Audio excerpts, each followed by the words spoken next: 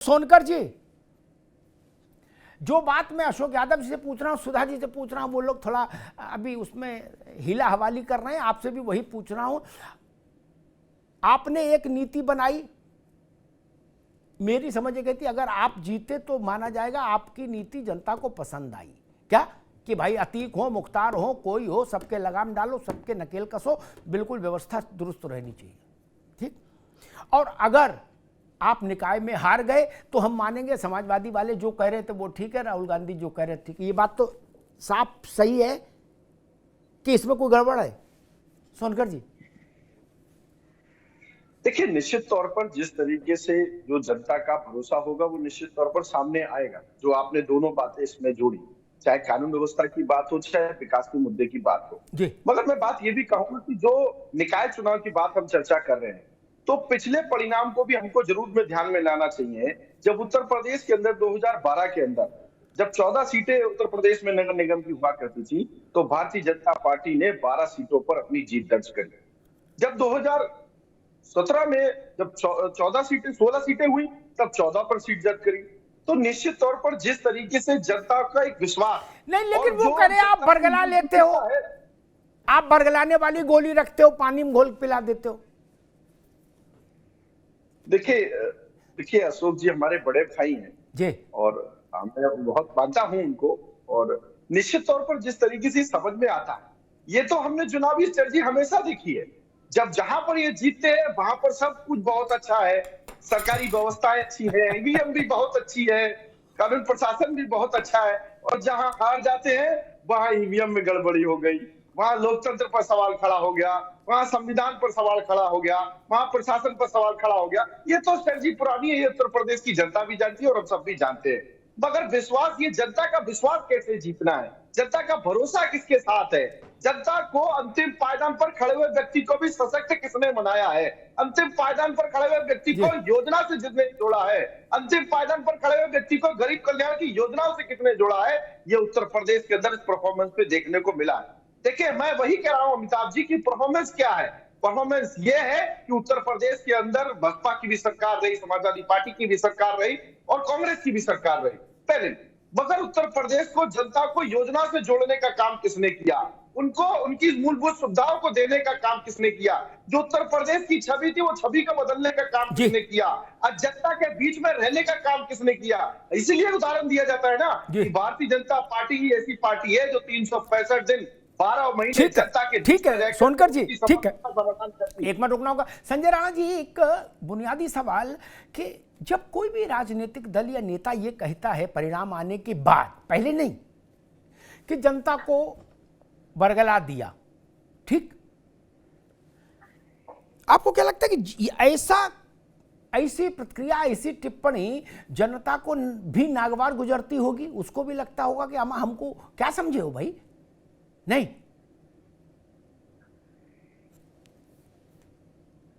Party आके जनता के decision को अगर बोल देता है कि भाई आपने गलत वोटिंग की है, एक तरह से उसका अपमान है, अनादर है। और हर व्यक्ति, मैं भी एक वोटर, आप भी एक वोटर, एक हम लोग का अनादर होता है। जहां तक एक बात आती है कि भाई आप अगर उसको बोल रहे हो कि आपको बरगला गया, इसका मतलब अपनी बातों को आप उनके तक पहुंचा नहीं पा रहे हो। और आपकी बातें इसलिए नहीं पहुंच पा रही है कि आप जो मुद्दे हैं, जो सामाजिक मुद्दे हैं, जो अब जनता के मुद्दे, उससे आप दूर हट के काम कर रहे हो। ये कारण है कि आपके मुद्दे पहुंच नहीं पा रहे। देखिए, आप बहुत पुराने पत्रकार हो, 90 के दशक में चले जाइए, वहां राजनीति कैसे होती थी, फिर 2000 के दशक में आ जाइए, राजनीति कैसे होती थी, आज का दशक देख लीजिए। 2015-16 की बात कर रहा हूं, उसके पहले की बात नहीं कर रहा हूं। राजनीति बदल चुकी है। जब राजनीतिक पृष्ठभूमि बदल गई है, राजनीति करने का तरीका बदल गया है, मैसेजिंग का तरीका बदल गया है, तो आपको भी अपनी कार्य प्रणाली जो है, तरीका जो है राजनीति का, बदलना पड़ेगा। ये पुरानी राजनीतिक पार्टी, चाहे हमारे अखिलेश यादव जी की पार्टी हो, चाहे कांग्रेस हो या कोई भी हो, ये भी पुराने ढर्रे पे चल रही है। इनको समझना पाएगा, अपना ढर्रा बदलना पड़ेगा। इन लोग, देखिए, सब लोग ये बोलते हैं महंगाई बढ़ गई। अगर मैं छोटा सा आंकड़ा दूंगा तो इनका जवाब किसी के पास कतई नहीं होगा, मैं गारंटी के साथ दे सकता हूं। अगर इनसे पूछो पेट्रोल का जो प्राइस है, इन्फ्लेशन की बात करते हैं, जब अटल बिहारी वाजपेयी की सरकार थी तकरीबन 33-34 रुपए था, 72 रुपए पहुंच गया था। पता है इन्फ्लेशन कितना होता है? इंक्रीज 75%। आज के दिन में पेट्रोल नंबर 95 रुपए है, तो कितना इन्फ्लेशन हो? तकरीबन 33-32%। तो आप महंगाई बोलते हो तो आंकड़े लेके बैठा करो। आप लोग सब ठीक। आंकड़े नहीं होते, जनता को ठीक है। कन्विंस नहीं कर बस पाते। सुधा जी जुड़ी हैं। हम तो कहते हैं देखिए ठीक है संजय राणा। अशोक यादव जी, राम गोपाल जी का भी वक्तव्य चल रहा था, इस पे देखा होगा आपने कि उत्तर प्रदेश में संविधान और कानून नाम की चीज नहीं बची। ये उनके शब्द हैं, मेरे नहीं। ठीक, अगर निकाय चुनाव समाजवादी पार्टी जीत गई तो मैं मान लूंगा और वो जो कह रहे सही है, और हार गई तो फिर तो हमको ये मानने की छूट होगी कि वो गलत बोल रहे थे। नहीं, उत्तर प्रदेश में कानून भी है, संविधान भी है। हाँ या ना, उसमें मतलब ताकि जनता लाभान्वित हो। जी देखिए अमिताभ जी, मैं सीधी सीधी बात बता रहा हूँ, कोई घुमाने की बात नहीं है जी। जो सच्चाई है वो सच्चाई तब भी सच्चाई रहेगी जब समाजवादी पार्टी हारे चाहे जीते। सच्चाई अच्छा, मतलब आप जो मान लिए सो मान लिए, जनता कुछ बोले आपको उसकी परवाह नहीं। सच्चाई जो है वो सच्चाई है। आप एक कैसे इग्नोर कर सकते हैं कि पुलिस अभिरक्षा में एक अतीक और उनके भाई अशरफ की हत्या हो जाती है? तो क्या ये इसको आप झूठ बता सकते हैं क्या? रिजल्ट चुनाव को जो भी है, क्या ये पुलिस फेल्योर नहीं है क्या? ये संविधान की हत्या नहीं है क्या? ये कानून की हत्या नहीं है क्या? ये तालिबानीकरण नहीं है क्या? ये प्रदेश का तालिबानीकरण नहीं है क्या? आप चुनाव रिजल्ट जो भी आए, जो भी आए, लेकिन इस सच्चाई से आप कैसे विमुख हो सकते हैं? इस सच्चाई से विमुख कैसे हो सकते हैं आप? आपका नहीं मातम मचा रहे थे, विक्की त्यागी मरा था तो मातम नहीं मना रहे थे। अगर यही ठोको नीति पूरे हिंदुस्तान में लागू रहती तो जो अमित शाह जी के ऊपर चार्जेस थे, जो मुख्यमंत्री जी के ऊपर चार्जेस थे, क्या होता उनका क्या होता? अगर इसी तरह ठोको नीति जारी रहती शुरू से, क्या होता? इस तरह की ठोको नीति से देश नहीं चल सकता। देश संविधान से चल सकता है। सस्ती लोकप्रियता के लिए आप देश में आग लगा सकते हैं। सस्ती लोकप्रियता के लिए आप हिंदू मुस्लिम के दंगे में देश और प्रदेश को झोंक सकते हैं। आप वोटों की फसल काट सकते हैं, लेकिन देश के भाईचारा को बर्बाद करके काट सकते हैं। इस देश के भाईचारा को जमी दोष करके काट सकते हैं। इस देश के संविधान को बर्बाद कर सकते हैं आप। ठीक, फसल तो लगा सकते हैं, एक फसल जरूर काट सकते हैं। एक मिनट अशोक, एक मिनट रुकिए अशोक जी। ये अतीक, अशोक भाई एक मिनट आ रहे, सुनकर आ रहे। अशोक भाई, ये अतीक और अशरफ का मामला भाईचारा का मामला है। भाईचारा भाई, हमारे राष्ट्रीय अध्यक्ष ने क्या कहा? उन्होंने क्या कहा? आप पहले हमको बता दो। उनका तो ठीक ही है, ये भाईचारा है क्या? अतीक अशरफ, आप ये बताइए, किसी अपराधी को जाति धर्म के आधार पर इस तरह से तालिबानी सजा देना क्या भाईचारे की हत्या नहीं है? आपके पास पुलिस प्रशासन कानून का आधिक्य नहीं है क्या? मैं समझ गया। ठीक, आपके पास कानून संविधान सब नहीं है क्या? समाजवादी पार्टी, ठीक है। अभी मैं सोनकर जी के पास चलता हूं। समाजवादी पार्टी इस भाव से आगे नहीं जाना चाहती। वो अभी भी मान रही है कि अतीक का लड़का, उसका वो क्या नाम था, गुड्डू बम्बाज और अशरफ है, इन सबका जो हुआ कार्यक्रम, वो भाई और चारा दोनों की हत्या है। और ओवैसी कह रहे संविधान की हत्या है। ठीक, तो अब एक मेरी जैसे सामान्य बुद्धि के आदमी को समझ में आता है सोनकर जी कि ऐसा तो नहीं कि अतीक अशरफ, गुड्डू बम्बाज, इनका ही नाम भाईचारा, गंगा जमुना, संविधान और लोकतंत्र रख दिया गया, बताया जा रहा कि इनकी हत्या हो गई। क्योंकि अगर ऐसी हत्या होती तो 1000 उदाहरण हैं जब भारी भरकम पुलिस अभिरक्षा में हमले हुए और बम से हमले हुए, सिक्योरिटी फोर्सेस मारी गई। व्यक्ति तो मारे गया, उसके साथ के सुरक्षा वाले मारे गए, लेकिन कभी ये नहीं कहा गया कि संविधान की हत्या, लोकतंत्र की हत्या, भाईचारे की हत्या, गंगा जमुना की हत्या। ये चारों बातें नहीं कही गई। तब भी नहीं कही जब राजीव गांधी बम से उड़ा दिए गए। नहीं, अतीक के लिए तो 12-15 सिपाही पुलिस वाले थे, हैं? अशरफ के लिए, राजीव गांधी को तो बहुत बड़ी सिक्योरिटी हासिल थी। और ऐसे मैं 100 उदाहरण दे दूंगा बिना गूगल में जाए। तो क्या वो भारत की हत्या मान लेंगे, संविधान की हत्या मान लेंगे, कानून की हत्या मान लेंगे, ये लोकतंत्र की हत्या मान लेंगे? दीपक जी, क्या कानून व्यवस्था, क्या लोकतंत्र इतना सस्ता है?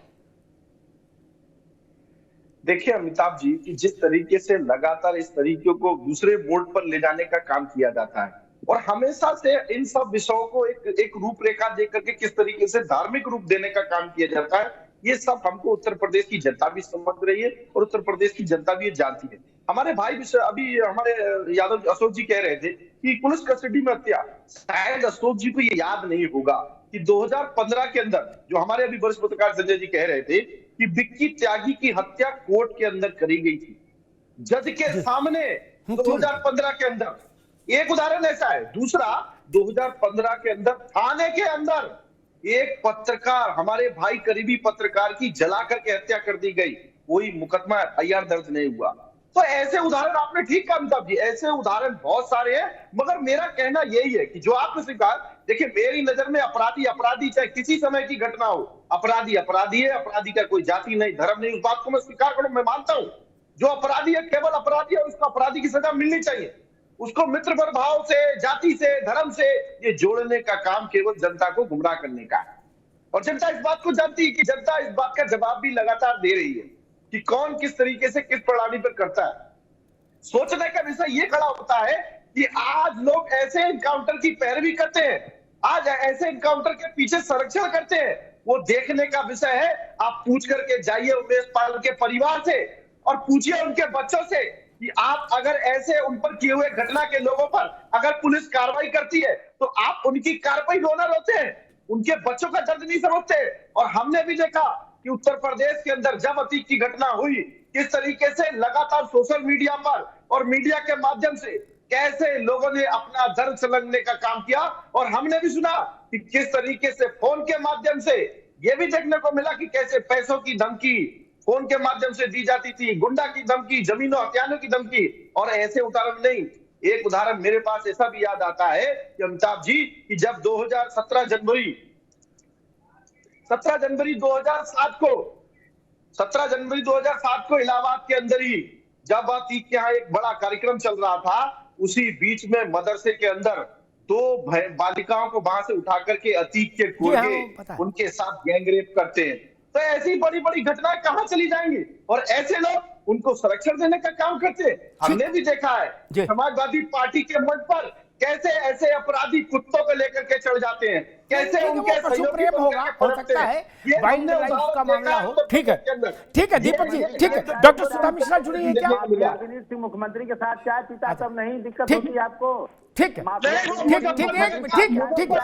संजय राणा की से एक छोटा सा कमेंट लूंगा। भाई रुकिए, अभी सबको रोकिए, सिर्फ संजय राणा भारत का लोकतंत्र, भारत का संविधान क्या इतना कमजोर है कि पुलिस और किसी अपराधी की मुठभेड़ में के नतीजे से वो उसकी हत्या हो जाएगी? तब तो मेरे ख्याल से अब तक 1 लाख बार संविधान की हत्या हो गई होगी, नहीं कम से कम 1 लाख बार, और 1 लाख बार लोकतंत्र मर गया होगा।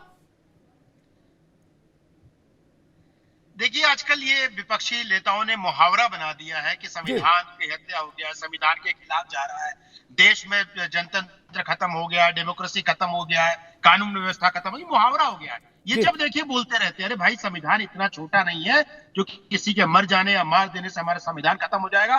संविधान हमारा इतना कमजोर नहीं है कि 2 आदमी आकर इसको तोड़ देंगे, इतना आसान नहीं है। तो ये सब चीजें समझने की जरूरत है कि भैया संविधान की दुहाइयां मत दीजिए। संविधान के रचयिता बहुत ताकतवर थे, बहुत प्रबुद्ध थे, बहुत शक्तिशाली थे जो संविधान लिखे थे, और हमारा संविधान भी इतना शक्तिशाली है और प्रबुद्ध है कि वो सब चीजों को संभाल सकता है और कर सकता है। और समाज जो आज हमारा बना हुआ है, सामाजिक समीकरण, वो उसी के आधार पे बना हुआ है। अगर वो संविधान ना होता तो आधार भी नहीं होता और हम और आप भी नहीं होते। तो संविधान इस तरह से कमजोर नहीं हो सकता, संविधान को कोई तोड़ नहीं सकता। और अतीक के मरने से या आदित्य राणा के मरने से संविधान तो कतई नहीं टूटेगा, ये तो कन्फर्म है। हमारा संविधान बहुत तगड़ा है, बहुत ताकतवर है, बहुत सक्षम है। तो प्लीज आप सबसे रिक्वेस्ट है, राजनीति करिए लेकिन देश की संविधान पर राजनीति मत करिए, अपने मुद्दे पर राजनीति कीजिए। ठीक बात है।